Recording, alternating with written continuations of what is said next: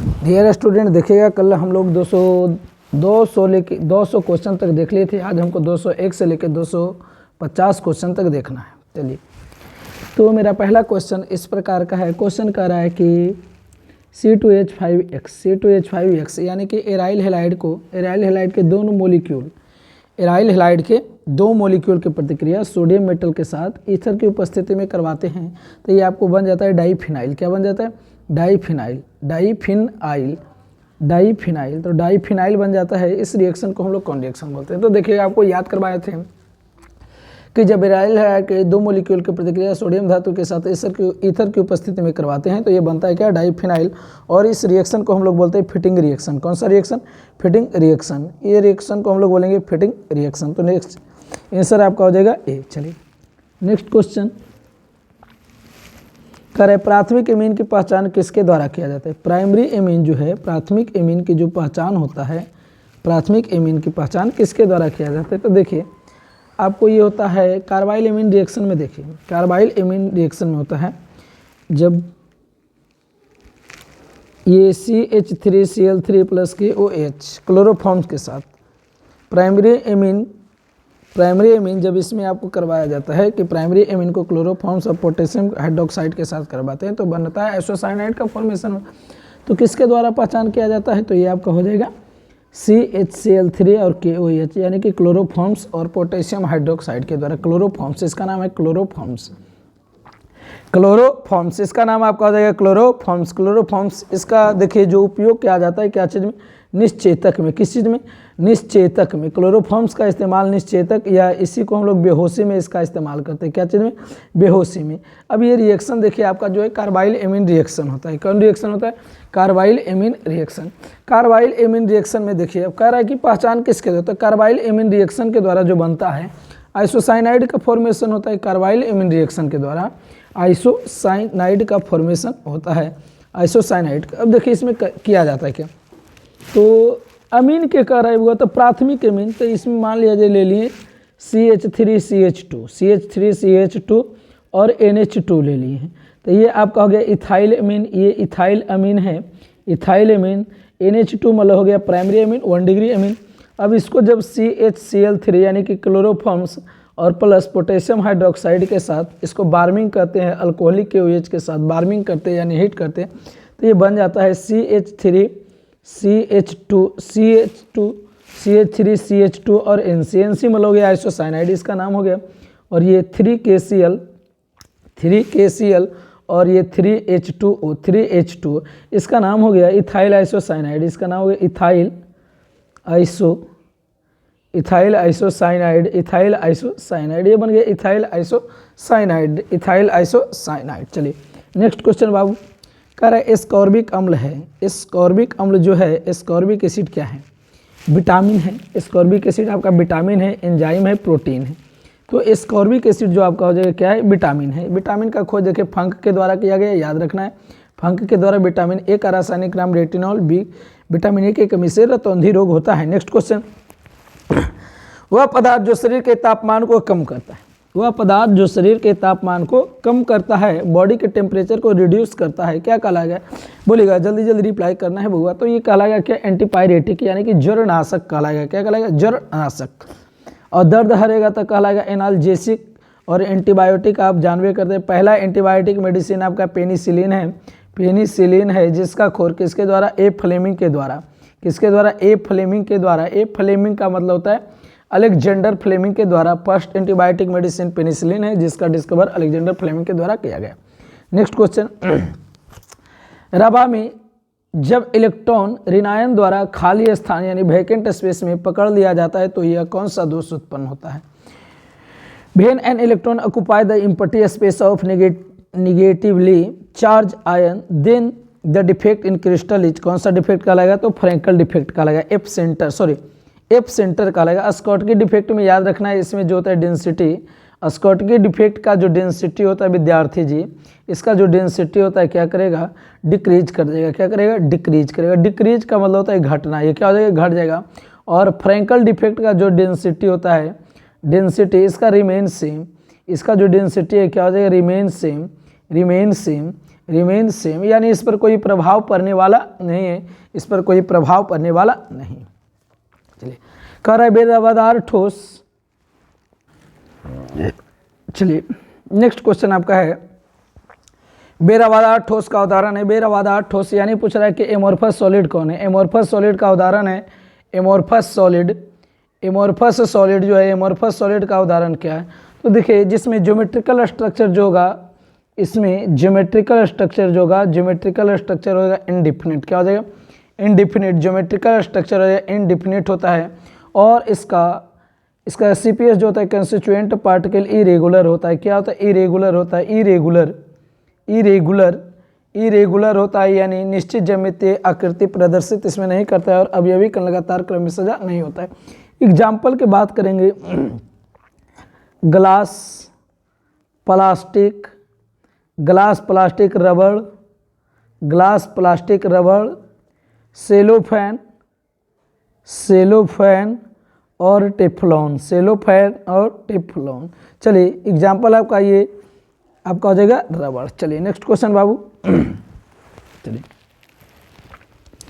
कह रहे मूल क्रिस्टल तंत्रों की संख्या है। मूल क्रिस्टल तंत्रों की संख्या है, तो मूल क्रिस्टल तंत्रों की संख्या कितना हो जाएगा?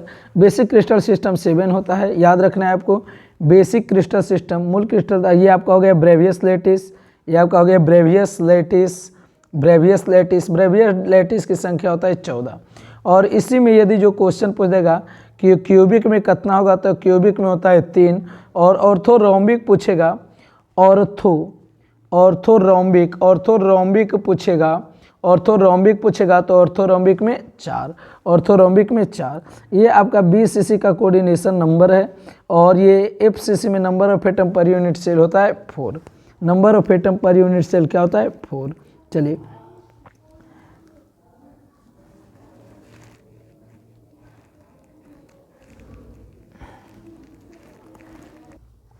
चलिए इसका हो जाएगा बी। नेक्स्ट क्वेश्चन देखना है, कह रहा है Na2O में सोडियम की उपसा संयोजन संख्या, एकदम इसको याद रखना है, डायरेक्ट Na2 में हो जाएगा 4। और NaCl में पूछेगा तो NaCl में हो जाएगा 6। BCC के लिए पूछेगा, BCC के लिए आपको याद रखना है 8। नेक्स्ट, निम्नलिखित में कौन ऑक्साइड धातु की तरह विद्युतीय गुण को दर्शाता है? तो CrO2। चलिए फास्ट मारिएगा थोड़ा। टिंडल प्रभाव किसमें पाया जाता है? तो सॉल्ट में आपको टिंडल प्रभाव पाया जाता है। नेक्स्ट, अर्धपारगम्य झिल्ली से प्रसरण क्रिया में निकल पाते क्या? तो सॉल्वेंट पार्टिकल सॉल्वेंट क्या होगा? सॉल्वेंट पार्टिकल्स, यानी विलायक के अणु। नेक्स्ट, शुद्ध जल का पीएच वैल्यू क्या होता है? शुद्ध जल का पीएच वैल्यू हो जाएगा 7। चलिए जल्दी रिप्लाई करिएगा। निम्नलिखित में कौन अनुसंख्य गुणधर्म नहीं है? देखिए, अनुसंख्य गुणधर्म आपको कल भी बताए थे, 4 होता है। RLVP, relative lowering of vapour pressure, बासदाव का अपेक्षिक अवनमन, EVP, elevation in boiling point, और DFP, depression in freezing point, और OP का मतलब ऑस्मोटिक प्रेशर। यही 4 को कॉलिगेटिव प्रॉपर्टीज होता है। Relative lowering of vapour pressure, इसको हम लोग प्यार से RLVP बोलेंगे। APP मतलब एलिवेशन इन बॉइलिंग पॉइंट, प्यार से EVP। DFP, depression of freezing point, प्यार से DFP। ऑस्मोटिक प्रेशर और प्यार से OP। तो कह रहा है कि कौन अनुसंग गुणधर्म नहीं है? तो प्रकाशीय क्रियाशीलता अनुसंख्य गुणधर्म नहीं। नेक्स्ट, परमाणु द्रव्यमान बराबर होता है क्या? तो देखिए, नाना प्लस पापा को हम लोग क्या बोलते हैं? नाना प्लस पापा यानी न्यूट्रॉन प्लस प्रोटॉन के योग को बोलते हैं परमाणु द्रव्यमान, या इसी को हम लोग न्यूक्लियंस भी बोलते हैं। एटॉमिक मास, इसको हम लोग एटॉमिक मास बोलेंगे, या इसी को हम लोग न्यूक्लियंस भी बोलते हैं। तो परमाणु के न्यूट्रॉन की संख्या प्रोटॉन के योग के बराबर। चलिए नेक्स्ट, प्रसरण दाब बढ़ता है, तो प्रसरण दाब यदि जो बढ़ेगा तो टेम्परेचर भी बढ़ता है। चलिए नेक्स्ट क्वेश्चन, जलीय घोल में हाइड्रोजन H2 इनमें से किसी अपकृत नहीं करेगा। H2 किसी अपकृत नहीं करेगा, तो ये जो आयरन को है अपकृत नहीं करेगा। नेक्स्ट, ये आपका दिया हुआ है डाइफिनाइल 1,2 डाइहाइड्रोक्सीफिनॉल। अब ये दिया हुआ है, इसका पोटेंशियल इतना वोल्ट है, तो पीएच वैल्यू 2 दिया है। इलेक्ट्रोड का विभव क्या होगा? तो 1.36 वोल्ट। चलिए नेक्स्ट, फैराडे के विद्युत विच्छेदन का द्वितीय नियम क्या है? इससे संबंधित है weight directly proportional to equivalent weight, W directly proportional को हटाने के लिए कांस्टेंट ले F, W = F। एफ आपका हो गया फैराडे कांस्टेंट, एक फैराडे का जो वैल्यू होता है 1 फैराडे बराबर 96,500 कूलम। तो ई का मतलब हो गया इलेक्ट्रोकेमिकल इक्विवेलेंट वैल्यू यानी विद्युत समतुल्य भार, विद्युत अपघट के समतुल्य भार। चलिए बी। नेक्स्ट, सेल जिसमें रासायनिक ऊर्जा विद्युत ऊर्जा में बदलती है, सेल जिसमें रासायनिक ऊर्जा विद्युत ऊर्जा में बदलता है क्या कहलाता है? तो इसको हम लोग गैल्वेनिक सेल बोलेंगे, इसको हम लोग गैल्वेनिक सेल या इलेक्ट्रोकेमिकल सेल या इसी को वोल्टेइक सेल या इसी को हम लोग डेनियल सेल भी कहते हैं। नेक्स्ट, अभिकारक अणुओं को उत्पाद में परिवर्तित करने के लिए आवश्यक न्यूनतम ऊर्जा क्या कहलाता है? Activation energy. कौन सा एनर्जी? एक्टिवेशन एनर्जी यानी कि सक्रिय ऊर्जा क्या कहलाएगा?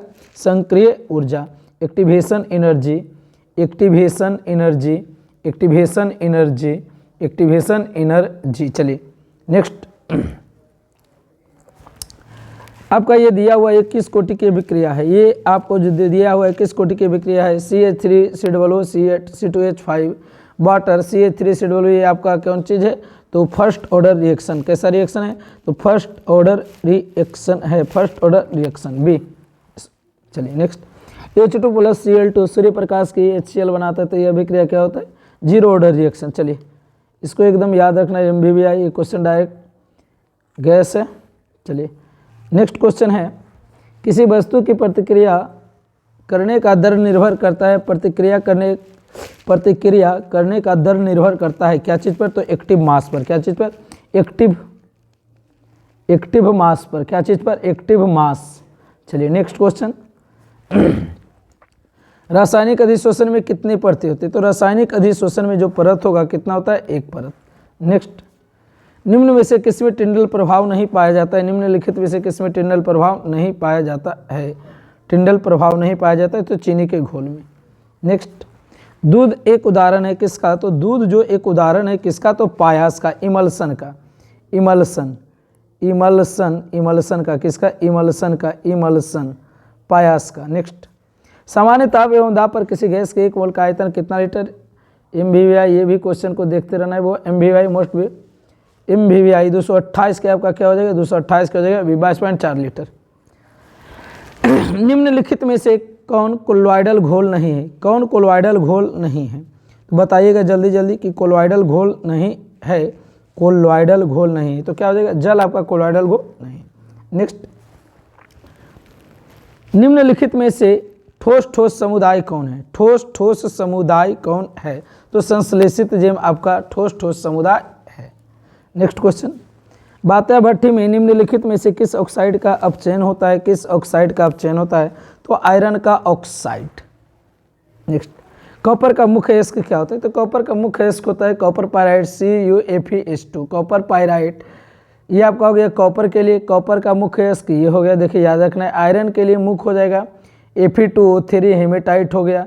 जिंक के लिए याद रखना है जिंक ब्लेंड होगा ZnS, और ये आपको एक रखना है एल्युमिनियम के लिए याद रखना है bauxite Al2O3 2H2O, Al2O3 2H2O, Al2O3 2H2O, ये आपका हो गया बॉक्साइट के लिए। किसके लिए? चलिए Al2O3 2H2। नेक्स्ट क्वेश्चन बाबू, ये इसका आंसर हो जाएगा क्या चीज़? Copper pyrite CuFeS2A। नेक्स्ट, कह रहा है जब किसी धातु के ऑक्साइड को कार्बन के साथ गर्म किया जाता है तो धातु का निर्माण होता है, तो क्या बनता है? यह आपके लिए कहते हैं। तो देखिए ये क्या कराता है? ऑक्सीकारक नहीं, अवकारक नहीं, स्टेबलाइजर नहीं, तो कोई मेटल ऑक्साइड है। जब मेटल ऑक्साइड को कार्बन या कोक के साथ हीट करते तो बनता है इम्प्योर मेटल। ये दोनों आपको तारों के शहर में चल जाता है, ये दोनों आपको तारों के शहर में, तो ये क्या होता है? रिडक्शन होता है यानी कि अवकारक। चलिए, निम्नलिखित में से कौन सी धातु भूपट्टी में प्रचुर मात्रा में पाई जाती है? तो मैग्नीशियम नहीं, सोडियम नहीं, एल्युमिनियम हो जाएगा। क्या हो जाएगा? एल्युमिनियम।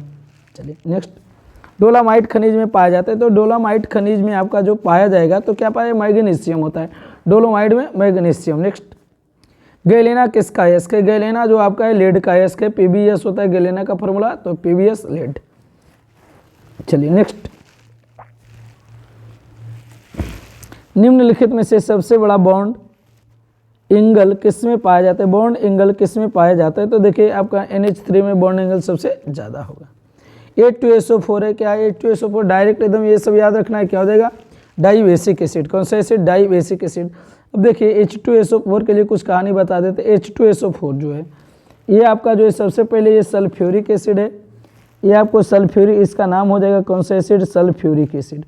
इसका नाम हो जाएगा सल्फ्यूरिक एसिड, सल्फ्यूरिक एसिड। और ये सल्फ्यूरिक एसिड जो है इसको हम लोग किंग ऑफ केमिकल बोलते हैं, king of chemical, king of chemical, रसायन का राजा, किंग ऑफ केमिकल, रसायन का राजा। अब ये किंग ऑफ केमिकल है विद्यार्थी जी, ये आपको किंग ऑफ केमिकल है, रसायन का राजा है। इसमें देखिए सल्फर का जब ऑक्सीडेशन नंबर की बात करेंगे तो ऑक्सीडेशन नंबर इसका जो हो जाएगा, ऑक्सीडेशन नंबर इसका हो जाएगा, इसका ऑक्सीडेशन नंबर हो जाएगा सल्फर के लिए ऑक्सीडेशन नंबर +6। अब इसमें बेसिसिटी की बात करेंगे तो बेसिसिटी इसमें हो जाएगा +2, सॉरी बेसिसिटी हो जाएगा 2। पाई बॉन्ड की बात करेंगे तो इसमें पाई बॉन्ड हो जाएगा 2, पाई बॉन्ड हो जाएगा 2। हाइब्रिडाइजेशन की बात करेंगे तो हाइब्रिडाइजेशन हो जाएगा sp3, हाइब्रिडाइजेशन sp3।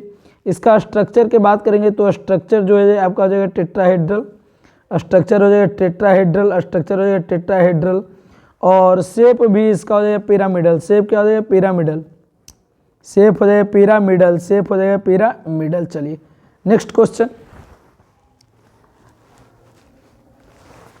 कह रहा है बिस्मथ की सबसे अस्थायी ऑक्सीकरण अवस्था होता है, बिस्मथ की जो होता है सबसे अस्थायी ऑक्सीकरण अवस्था होता है +3। चलिए नेक्स्ट, निम्नलिखित में से कौन सा सबसे शक्तिशाली प्रबलतम ऑक्सीकारक पदार्थ है। ऑक्सीकारक पूछेगा तो F2, ये आपको हो गया ऑक्सीकारक में, क्या हो गया, ऑक्सीकारक, ऑक्सीकारक। और अब कारक पूछेगा तो I2, अब कारक। नेक्स्ट, सल्फाइड गैस का समाहरण किया जाता है, सल्फाइड गैस का जो समाहरण किया जाता है किस विधि के द्वारा किया जाएगा, सल्फाइड गैस का जो समाहरण किया जाता है तो फेन उत्प्लावन विधि के द्वारा, फोर्थ फ्लोटेशन मेथड के द्वारा। नेक्स्ट क्वेश्चन, हीलियम का मुख्य स्रोत क्या है। हीलियम, देखिए हीलियम का मुख्य स्रोत आपका होता है जनरली मोनाजाइट।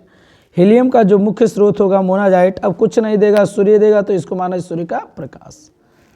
निम्नलिखित में सबसे प्रबल अम्ल है, निम्नलिखित में से सबसे प्रबल अम्ल है, प्रबल अम्ल पूछेगा तो Bi3 और दुर्बल पूछेगा तो Bf3।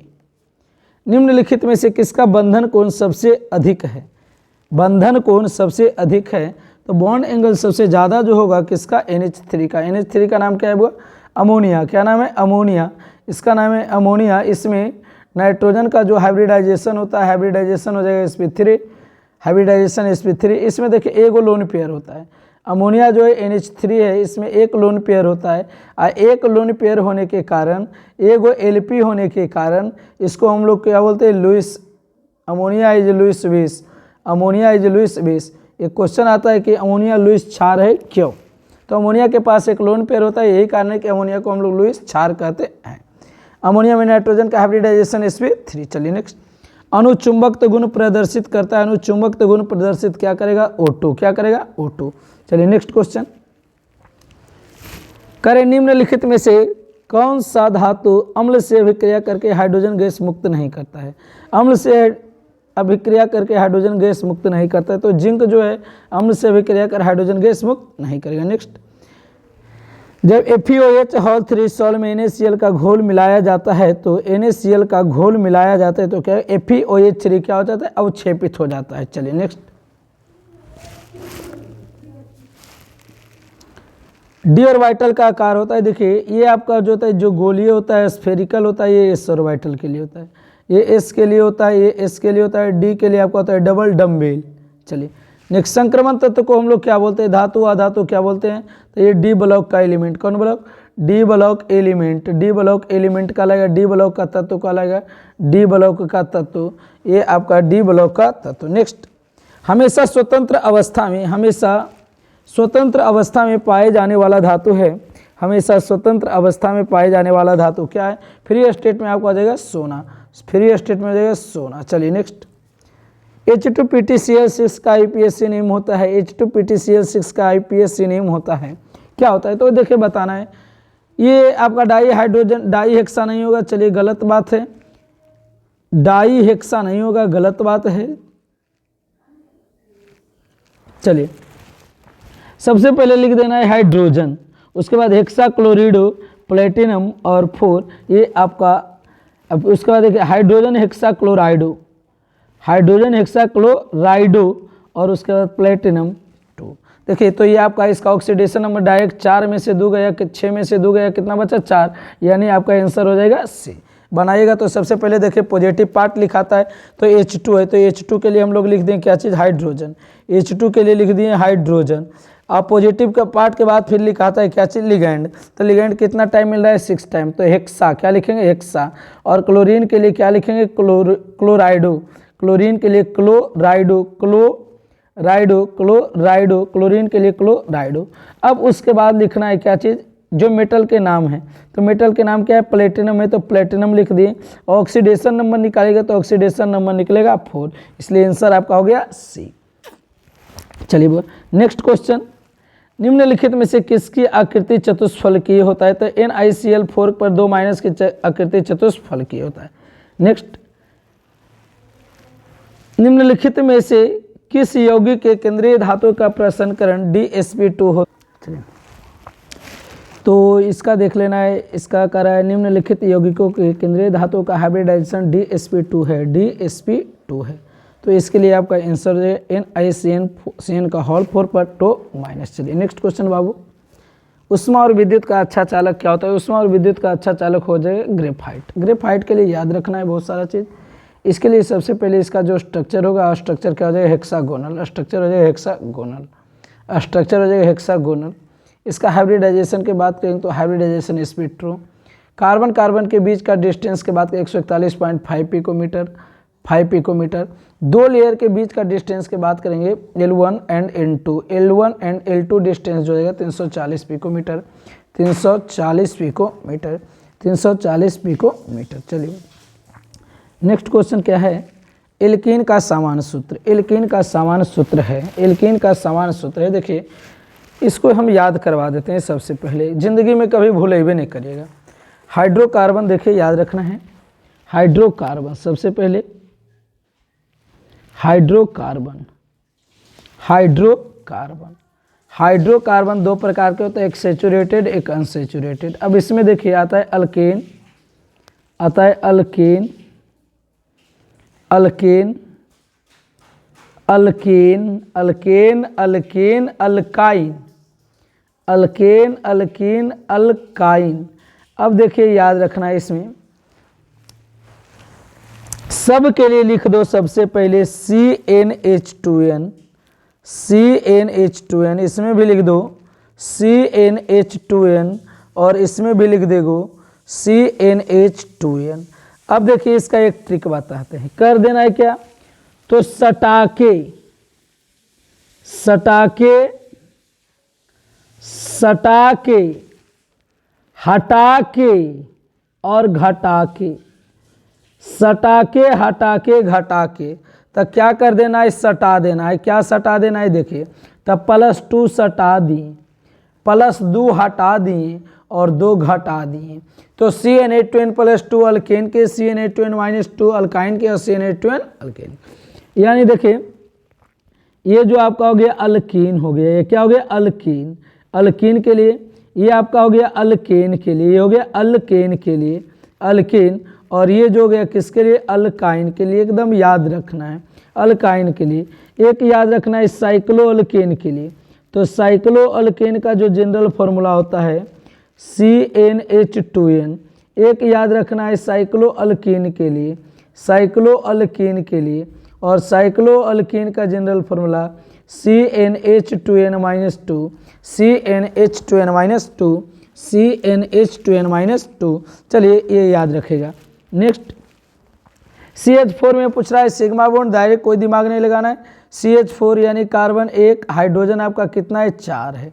अब S से सिंगल, S से सिग्मा, सिग्मा सिग्मा सिग्मा, तो सिग्मा बॉन्ड आ गया इसमें कितना, सिग्मा बॉन्ड आ गया 4, सिग्मा आ गया 4। अब सिग्मा 4 तो हाइब्रिडाइजेशन क्या हो जाएगा sp3, यानी सिग्मा बॉन्ड हो गया 4। चलिए सिग्मा बॉन्ड 4, कार्बन कार्बन के बीच एकल बंधन की लंबाई क्या हो जाएगी 1.54 एंगस्ट्रम, 1.54 एंगस्ट्रम। चलिए नेक्स्ट कर रहा है अल्कोहल में क्रियाशील मूलक है, तो अल्कोहल के लिए क्या हो जाता है OH। ये आपको हो गया अल्कोहल के लिए, ये हो गया अल्कोहल के लिए, ये हो गया एसिड के लिए, और ये हो गया एल्डिहाइड के लिए, ये हो गया एल्डिहाइड के लिए, ये हो गया एल्डिहाइड के लिए, और ये हो गया आपका कीटोन के लिए, ये हो गया कीटोन के लिए। चलिए नेक्स्ट, OH यौगिक है, तो ये आपका क्या C6H5OH पूछ रहा है। C6H5OH क्या चीज़ है, तो ये आपका है फिनॉल। मिथेनॉल का सूत्र है, तो देखिए मिथेनॉल का CH3OH, इसका नाम है मिथेनॉल। मिथेनॉल ये आपका हो गया IPSC नेम के लिए, IUPAC नेम के लिए, और कॉमन नेम के लिए होता है methyl alcohol. Methyl alcohol, methyl alcohol, इसी को हम लोग देखिए वुड अल्कोहल के नाम से जानते हैं। Would alcohol, would alcohol, methyl alcohol को हम लोग बोलते हैं वुड अल्कोहल। चलिए नेक्स्ट, CH3OC2H5 का IPSC नेम देखिए, तो CH3 है विद्यार्थी जी, और उसके बाद O है, C2H5 है। रूल क्या कहता है, अल्कोक्सी लिखना है, उसके बाद अल्कोक्सी लिखना है, उसके बाद अल्केन लिखना है। तो स्मॉलेस्ट कार्बन का अल्कोक्सी और बिगेस्ट कार्बन का अल्केन। तो छोटा है CH3 के लिए मिथऑक्सी, और उसके बाद क्या लिखना है, अल्केन, यानी C2H5 के लिए हो जाएगा इथेन। क्या हो जाएगा, इथेन। मिथऑक्सी इथेन देखिए कहीं, मिथऑक्सी इथेन, मिथऑक्सी इथेन। मिथऑक्सी मीथेन है, ये गलत हो गया। इथॉक्सी इथेन है, ये भी गलत हो गया। इथॉक्सी मीथेन है, इथऑक्सी मिथेन। IPSC नेम में इथॉक्सी पहले नहीं होता है, स्मॉलर उसके बाद बिगेस्ट, ये भी नहीं होगा, यानी कि इनमें से कोई नहीं, डी। नेक्स्ट, कीटोन का अभिक्रियाशील मूलक है। कीटोन का जो अभिक्रियाशील मूलक है फंक्शनल ग्रुप है। फंक्शनल ग्रुप क्या हो जाएगा, तो कीटोन के लिए हो जाएगा COV भी आया था, ये आपका कीटोन हो गया, एल्डिहाइड हो गया, ये एसिड हो गया, ये अल्कोहल हो गया। चलिए नेक्स्ट, एल्डिहाइड जिसमें अल्फा हाइड्रोजन नहीं होता है, भाग लेता है कौन रिएक्शन में, तो देखिए इसमें जो होता है केनिजारो रिएक्शन में without alpha hydrogen, without alpha hydrogen, without alpha hydrogen. Aldol में अल्फा हाइड्रोजन प्रेजेंट होता है। नेक्स्ट, यौगिक CH2CH कितने केमोनिकल संरचना बनाता है, कितना संरचना बनाता है। चलिए तो देखिए ये इसका आपका 2 गो स्ट्रक्चर बनेगा। नेक्स्ट क्वेश्चन, कैल्शियम फॉर्मेट का शुष्क स्रवण देता है। कैल्शियम फॉर्मेट का शुष्क स्रवण कौन दिया है, तो फॉर्मल्डिहाइड, एकदम याद रखना रहे। कैल्शियम फॉर्मेट का शुष्क स्रवण फॉर्मल्डिहाइड। चलिए नेक्स्ट,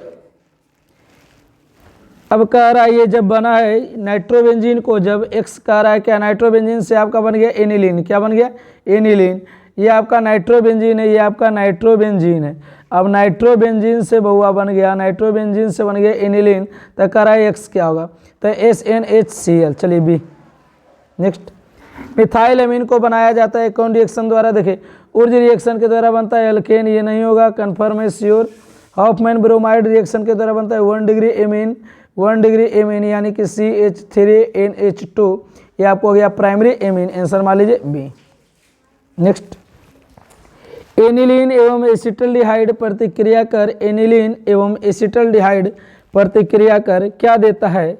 एनिलीन और एसिटल्डिहाइड प्रतिक्रिया करके क्या देता है, तो देखिएगा ये आपका कार्बाइल एमीन नहीं देगा, ये श्योर है। नाइट्रोबेंजीन आपको नहीं देगा, श्योर है। इमीन देगा, क्या देगा, इमीन। चलिए नेक्स्ट, C3H9N बनाने में बहुलक की संख्या कितना होता है, 3। C3H9N में बहुलक की संख्या कितना, सॉरी 3 नहीं होगा जी, इसका 4 को बनेगा। आइसोमेरिज्म जो है C3H9 में कितना बनेगा, 4।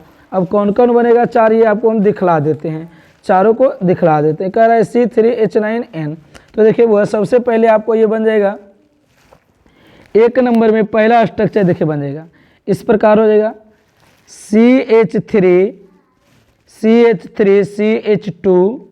CH2 और CH2 और NH2। इसका नाम हो गया प्रोपेन एमीन, इसका नाम हो गया प्रोपेन, इसका नाम हो गया प्रोपेन अमीन, इसका नाम हो गया प्रोपेन एमीन। एक दूसरा में देखिए क्या बन जाएगा आपको, ये आपका 2 नंबर में आपको ये बन जाएगा, देखिए CH3 CH2 और NH, क्या बन जाएगा, NH, और उसके बाद CH3, ये आपका हो गया सेकेंडरी एमीन। इसका नाम की बात करेंगे तो इसका नाम हो जाएगा N मिथाइल इथेन अमीन, इसका नाम हो जाएगा N methyl N methyl ethane और amine, N methyl ethane amine. चलिए थर्ड नंबर में देखिए बउआ, थर्ड नंबर में आपको बन जाएगा CH3N CH3 और CH3 यानी कि टर्शियरी एमीन 3 डिग्री एमीन। अब इसका नाम हो जाएगा NN डाईमिथाइल मीथेन एमीन। इसका नाम हो जाएगा NN डाईमिथाइल मीथेन और एमीन, मीथेन एमीन। और चौथा आपको बन जाएगा